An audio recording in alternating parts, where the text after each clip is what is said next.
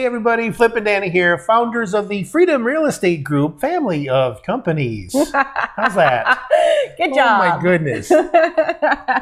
Welcome to another episode of our podcast, which is called Freedom Through Passive Income. That's right. And welcome to another episode. And this is one of our Motivational Mondays. And this one is entitled, What Gets Us Up in the Morning? That's right. And whenever you hear Flip Flub at the beginning, you missed the blooper right before he actually started the podcast over again. You'll see that at the end of this episode.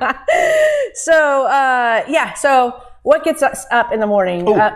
What is it? Coffee. That's what gets him up in the morning. That's actually very, very true. Yep. So we're going to talk about a topic that is talked about a lot, and that's why we didn't put it in the title, and it's goals. And we wanted to make sure that people actually listen to this, because we're not talking about goal setting or how to set goals. We're actually talking about the motivation behind setting them. Why set them? Because it is what gets you up in the morning. And so I found 3 quotes that I really, really liked. So I'm going to start us off, and then I'll have Flip say one of them as well.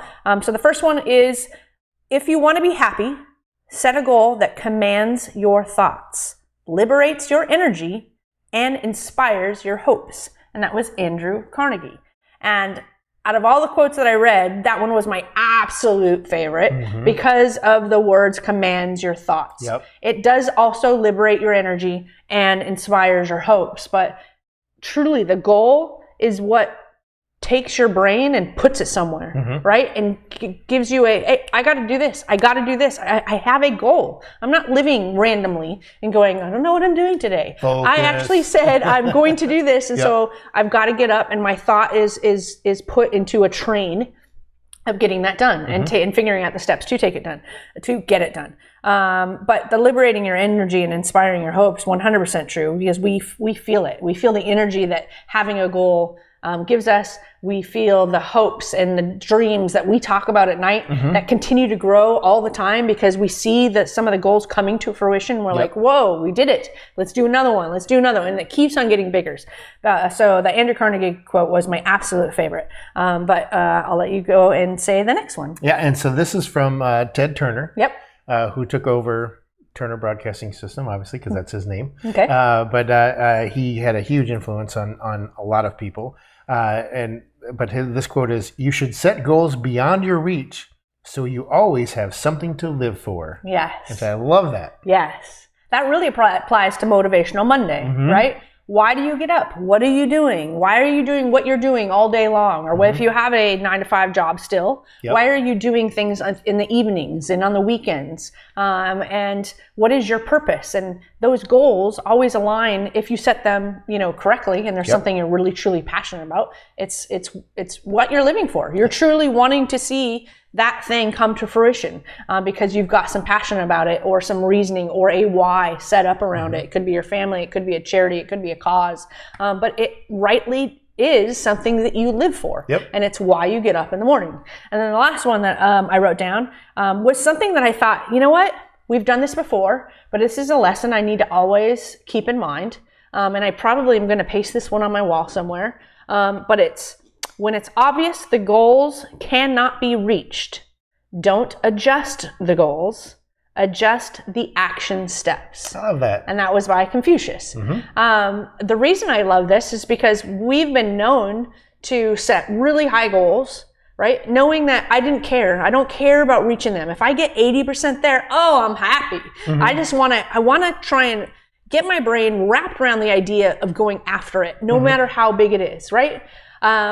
But when we do like quarterly meetings, or we do evaluations of where we're at with that goal, not only the Gap and the Gain book of being thankful of the progress that we've made, but if we're not as far as we should be in order to hit it, then don't feel like it's okay to hit 80%. At that point in time, say it's halfway through the year and you said, I'm going to hit 100, whatever 100 means, and you're only at 30. Right. When you should have been at 50. And that only means, I'm going to get a little left brain here, and I don't do that often anymore, but let's just say that the train was perfect, meaning you really should be at 50 at halfway through the year, because sometimes trains, they need time to speed up, right? So 30 could be absolutely acceptable because you knew you were going to hit 70 to last after the year because it sped up. But let's just say half of the year was 50, but you're only at 30. What Confucius is saying here is don't let it be acceptable that you only hit 60 by the end of the year if you expect to only do the same, right?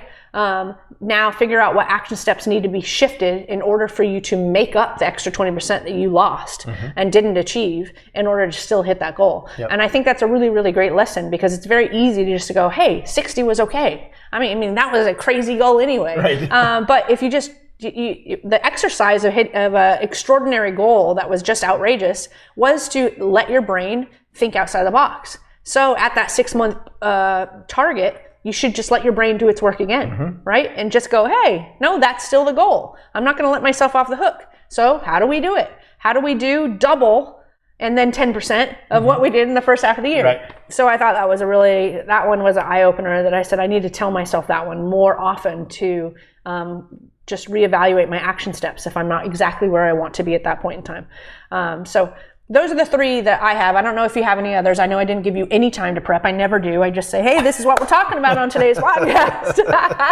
Because the rule when we did this was I create the content, you have fun. So you just sit there and you just joke and laugh and you make all of this funny and more fun than it would be otherwise. What's the term that you used to, like whenever you said like a goal that was so crazy, what was it, like big hairy, audacious goal. Yep, there it is. I was trying to think of what it was. And because we went through years of those. Yes. But I think always setting that is what's always driven us. Yes. Because if we would have not set those and just kept it here, we would just be going like this. We wouldn't be going like this. That's like right. We are. So that's right.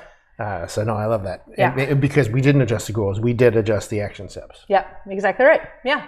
So our admonishment to you, I guess, in this episode is to set goals. And if you're the passive investor, then set goals for your passive income. If you haven't already, man, we've done, I don't know what episode number this is, but we've done hundreds of episodes at this point in time talking about figuring out what that passive income number is for you, because that means freedom. That means you don't have to have your job. That means you get to be doing what you want, with whom you want, where you want.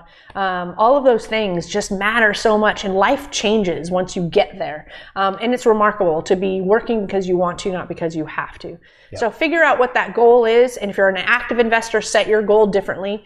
Maybe you have some active goals, some passive goals, but set them. No matter what they are, even if they're a little bit arbitrary, you want to wake up in the morning with that arbitrary goal that will fine-tune itself over time. So sometimes on our wrists, it says 1 billion assets under management. Was that thought out? No, it was not. It is an arbitrary number that we said, hey, let's go for this. Let's figure it out. And we said $250 million raised. Just an arbitrary number. It's round, right? So of course I didn't overanalyze it. I just said, let's figure out how our brains can get to this number. And not only will it help us, it helps our team, it helps our investors. And that's really the goal. And so that's what we're asking you to do today, is figure out what your goal is.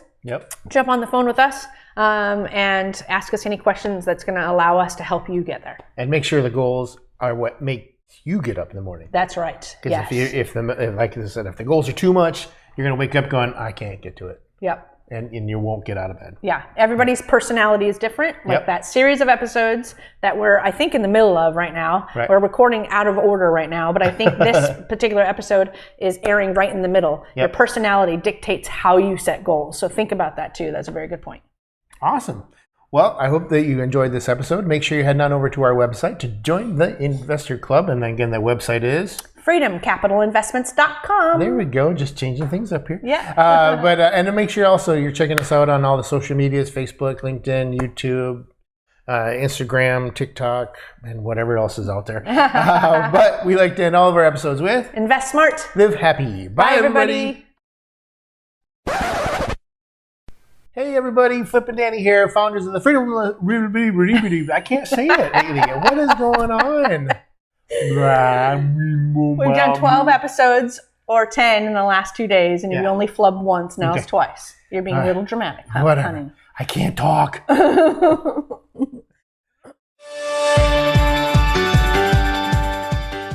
Nothing on this show should be considered specific, personal, or professional advice. Please consult an appropriate tax, legal, real estate, financial, or business professional for individualized advice. Opinions and information on the show are not guaranteed. All investment strategies have the potential for profit and loss.